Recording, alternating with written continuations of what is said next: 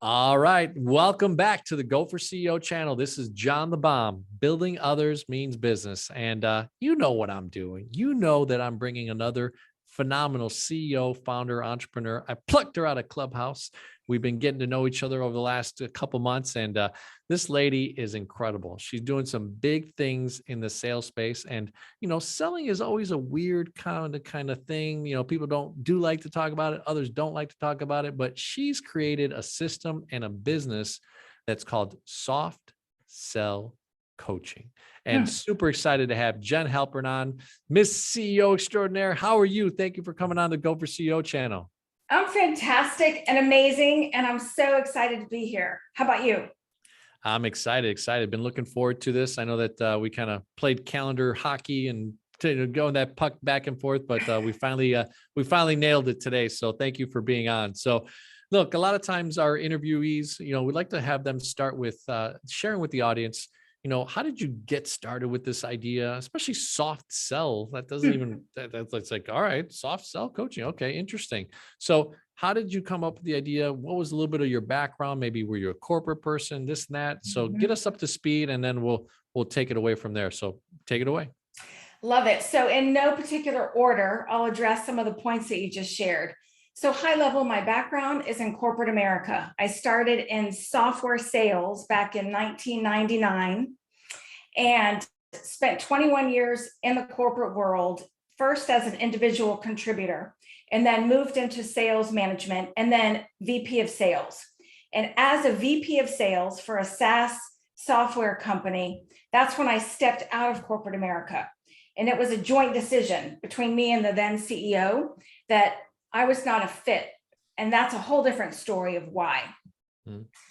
I love to coach my people. And I believe that in order for us to experience financial growth and meet the goals, we got to level up. I got to level myself up in order to have credibility to level you, my team, up. And if there's a disconnect in the leadership in terms of that philosophy, it's not a fit.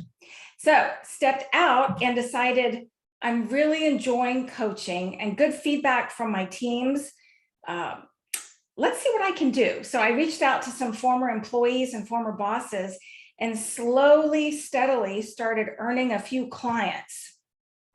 Where does the name Soft Sell Coaching come from?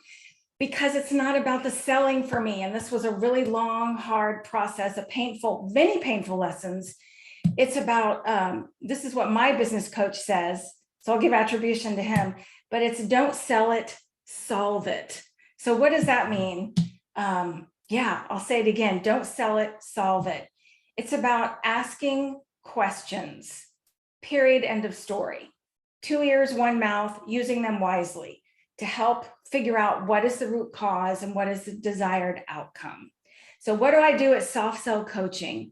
I'm very laser focused on the sales organizations in small business, even more specifically, sales managers. I teach, coach sales managers on how to lead and manage salespeople such that they hit their quota growth goals, they exceed their goals, they ultimately lead to financial growth. I'll pause there.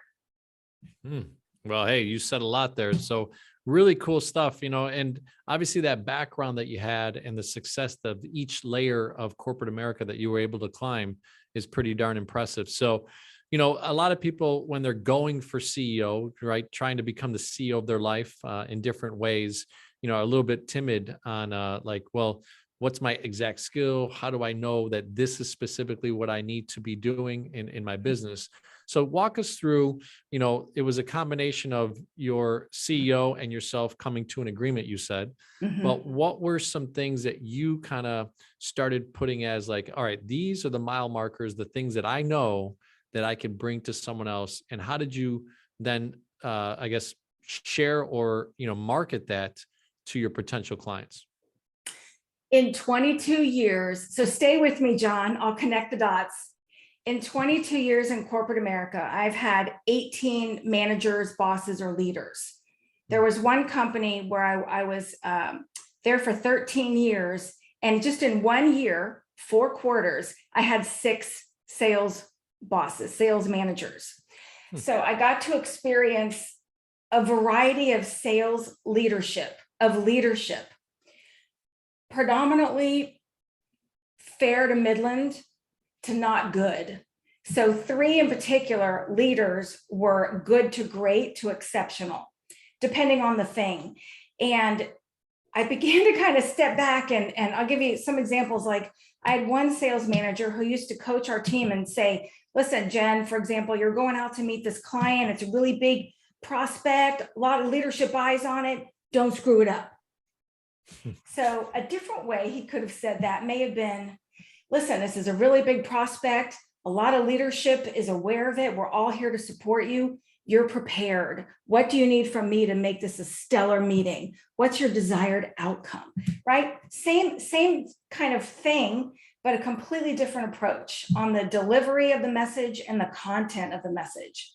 One lands and one creates nerves and anxiety.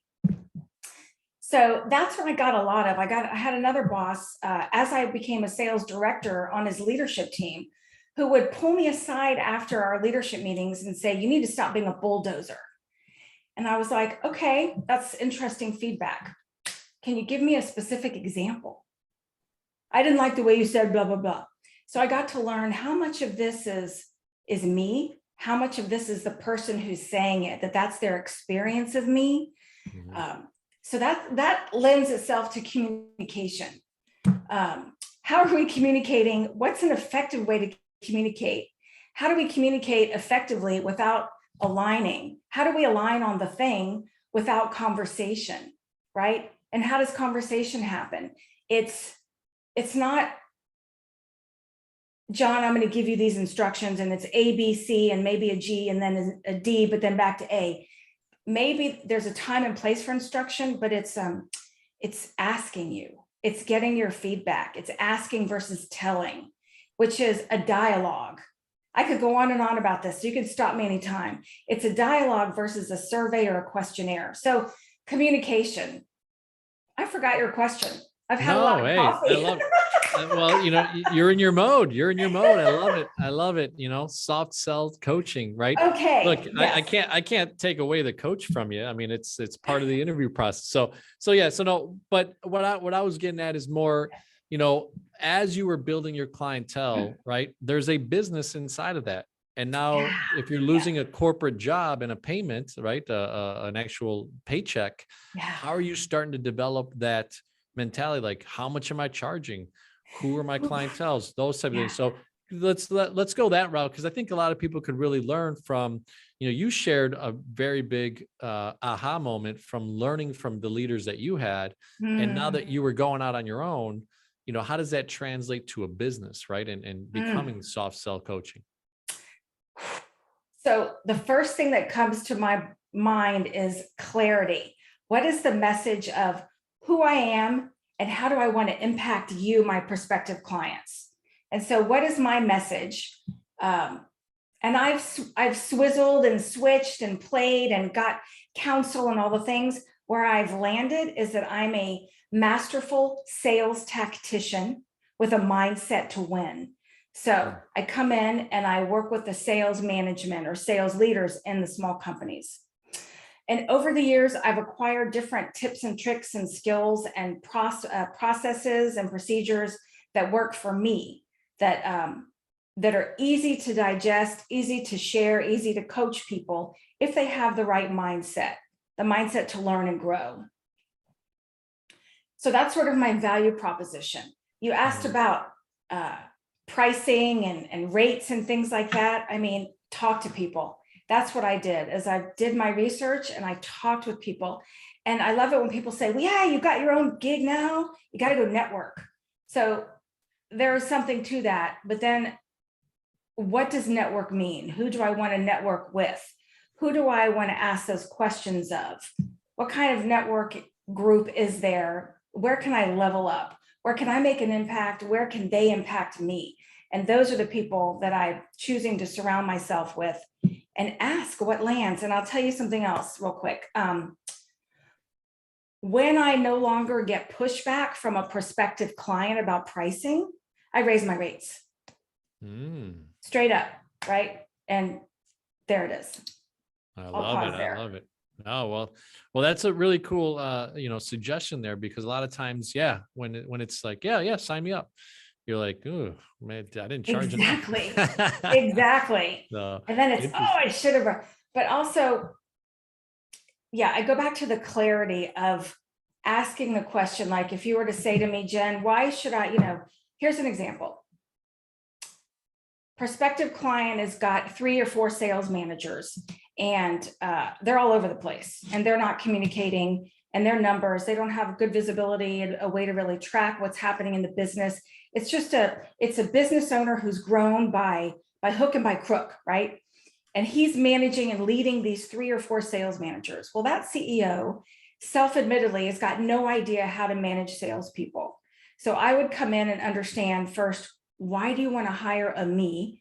And do I have your permission to ask more questions such that we determine that we are a match, or we determine we're not a match?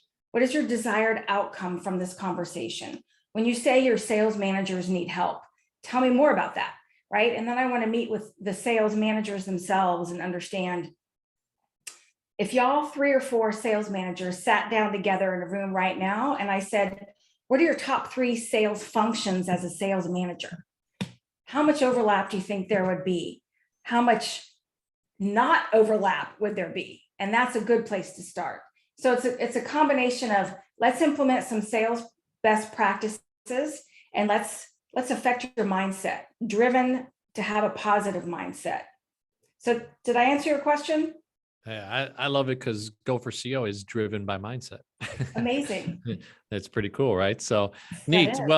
Well, let's get into different areas of your business, right? Because that's what we typically teach on Go for CO is, you made this determination, you and your ex-boss, right, the CEO of the company, you guys kind of part ways, you move on, that you have this talent, and you start getting out to the marketplace.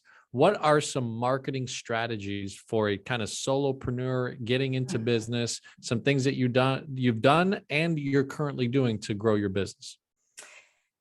So marketing is what comes to mind, and marketing has many different meanings to different people. For me, it's getting as much face time as possible with individuals and with groups. And that's in person, and that's over Zoom. That's all the things. I have a particular goal, and you'd mentioned earlier, like how, managing time and logistics. I'm very disciplined with my calendar because I have to be. Otherwise, I'm all over the place. Mm-hmm. So I make a point to attend every marketing or networking thing that I've committed to for 1 full year.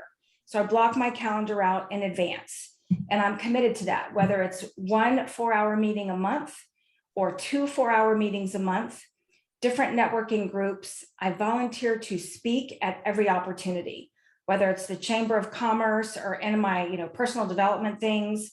I volunteer to give to you, because that has a ripple effect. It impacts you, John, it impacts your businesses. And the long game is then it will impact me. So that's part of the mindset. It's, you got to stepping up and stepping out of comfort zone. That's where the growth is. So networking, but with clarity of what is the purpose and what is the desired outcome of the networking. I personally, I don't like networking groups where it's like, hey, give me a lead, I'll give you a lead, and let's lead exchange and lead exchange. Maybe that solves a thing in that moment. Maybe it doesn't.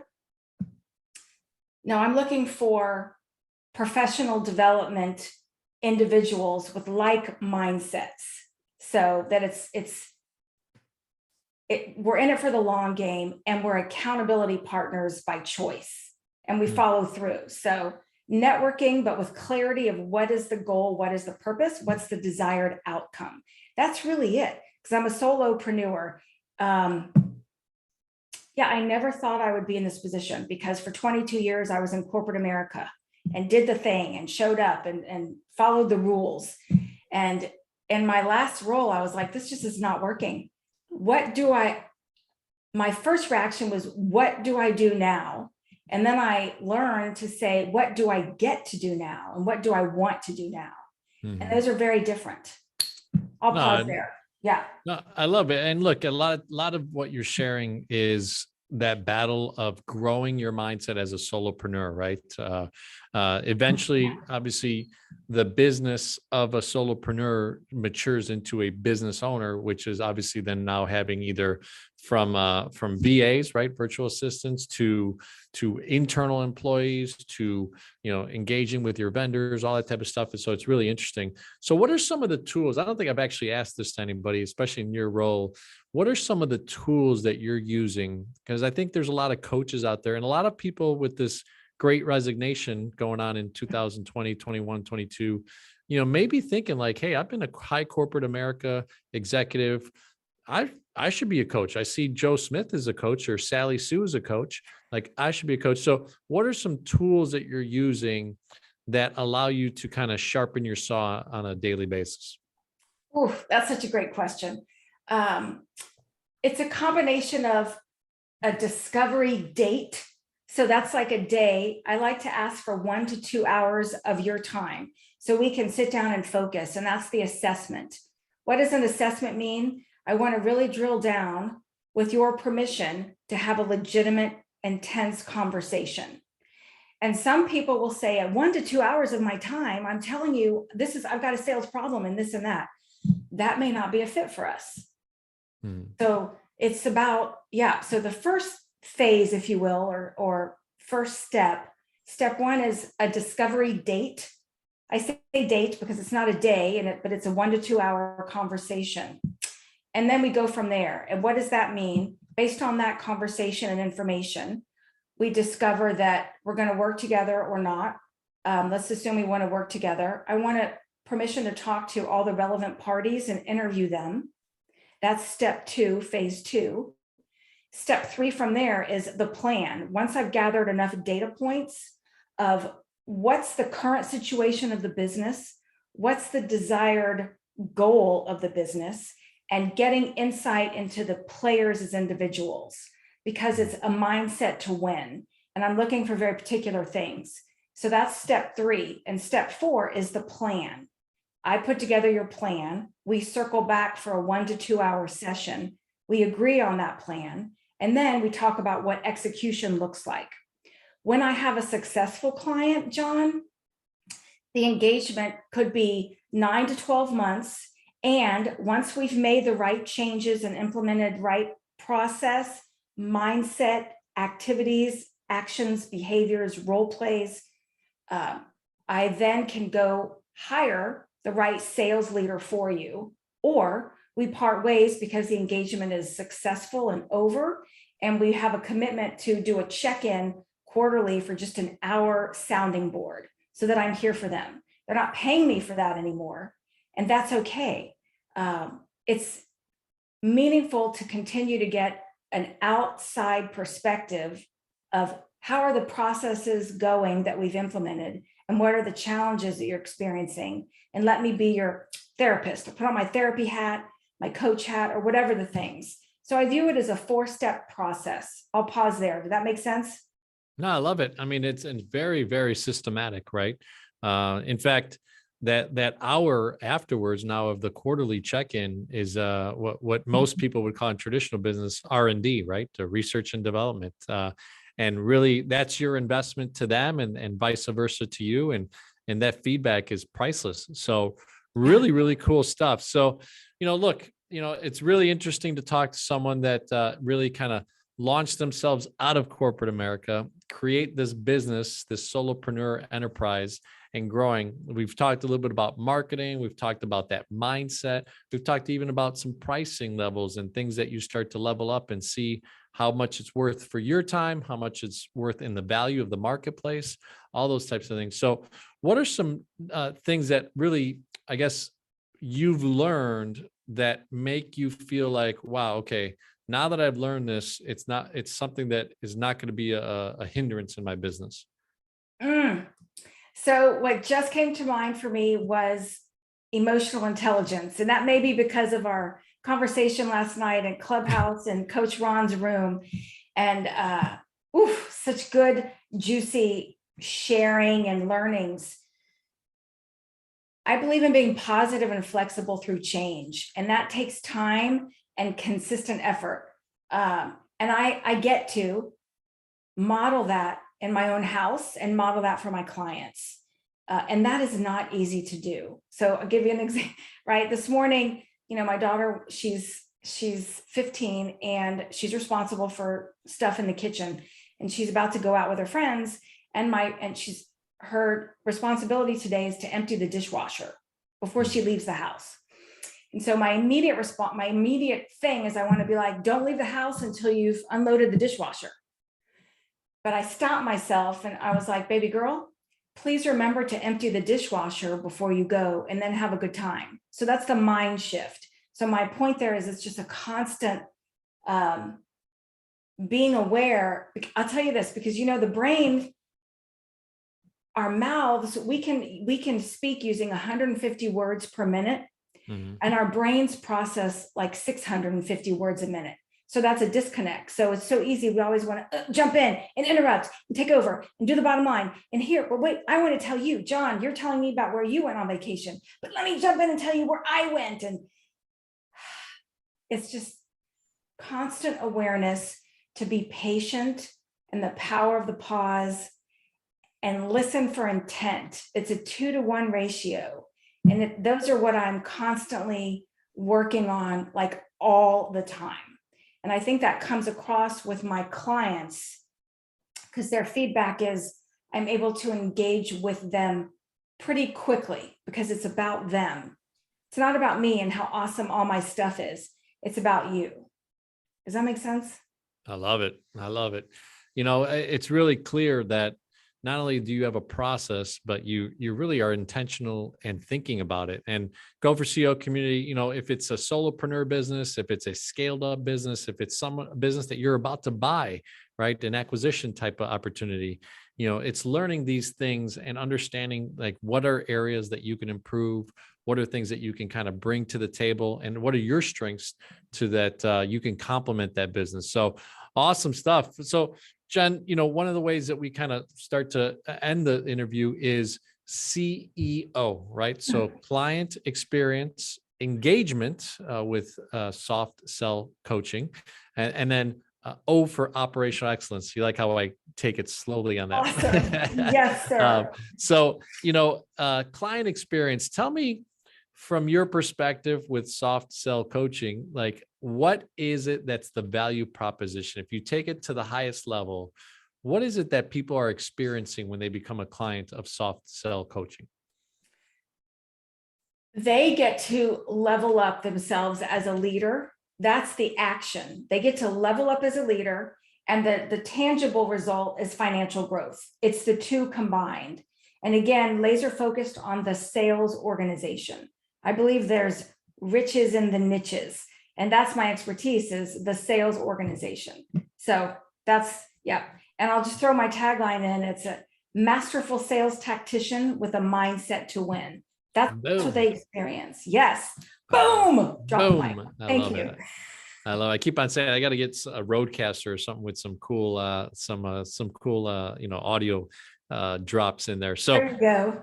all right. So the E in CEO is for engagement. And I used to say employee engagement, but actually I'm changing my mind behind it, because I really feel like no matter if you're a solopreneur or a big business and multiple employees, really it's about why are people doing business with you, right? Why are people engaged? Why did you get that client? How are you keeping clients? How are you keeping others that are vendors of yours, and where you get materials and tools and all these types of things? So what's probably a high level value proposition of why people engage with Jen Hapern? I love it. And I encourage all of your viewers to ask their clients when they engage with them, why did they engage? And when they choose not to work with you, ask why as well, right? So Gallup does an annual poll that displays 50% of salespeople leave their managers. They don't leave the company, they leave their managers. Why do they leave their managers? A lack of engagement. What does a lack of engagement mean? That's going to depend on the culture and the individual.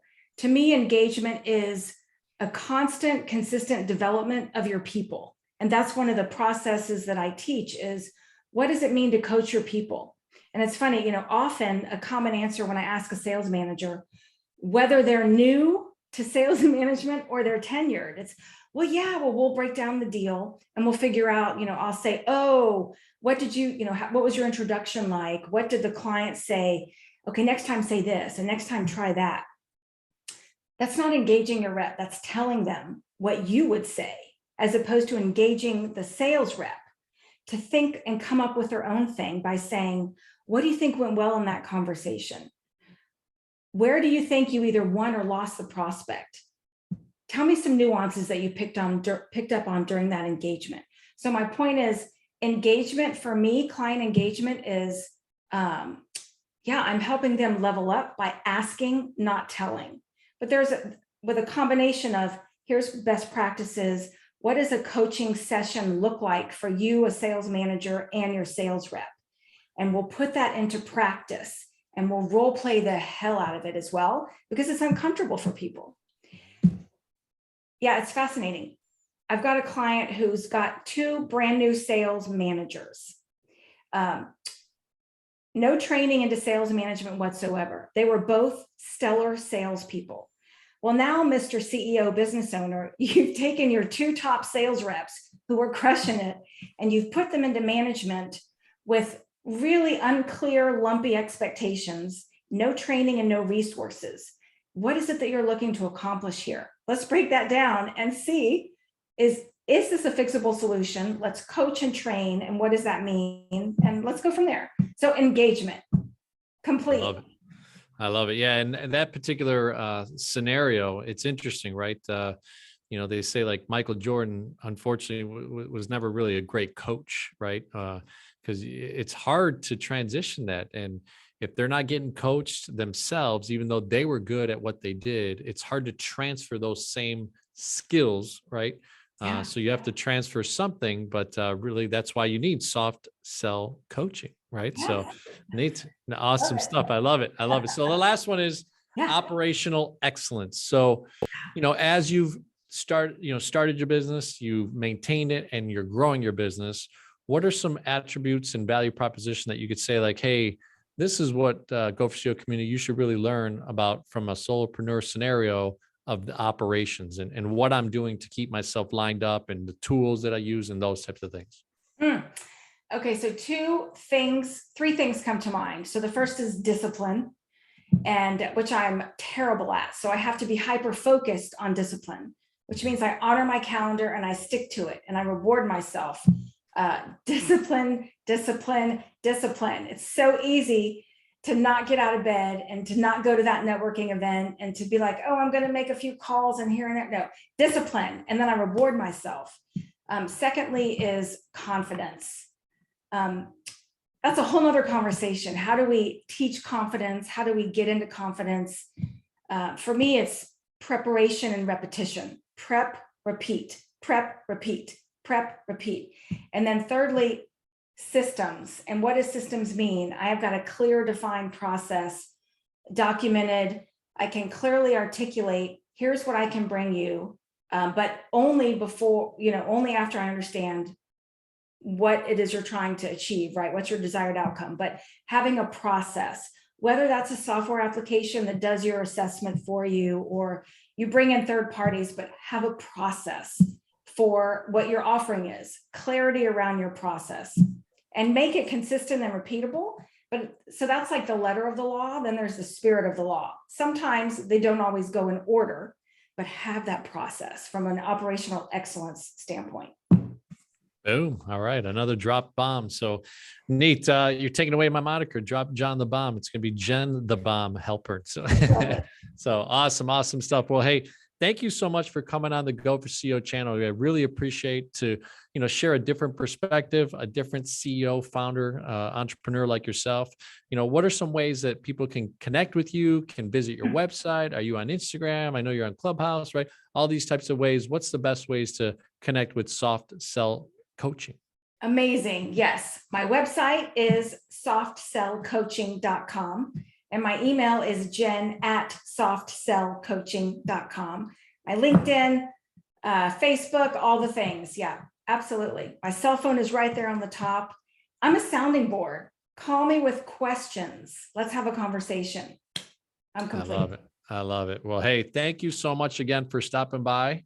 And, over the next 6 to 12 months, we'd love to have you back on, understand how you're growing, what those next 6 months look like. Because ultimately, what we'd like to do on Go for CEO and a little bit different than other channels is bring you back on, keep on telling the story of soft sell coaching and Jen Halpern, and then hopefully build a tribe behind the people that are subscribed to our channel. And they're just waiting. They're like, man, when's Jen coming back on? We want to hear what's the update on that business. So Love it. awesome stuff. Thank you so much for being on. Thanks, John. I enjoyed it. Have a great one. Take care. Bye-bye.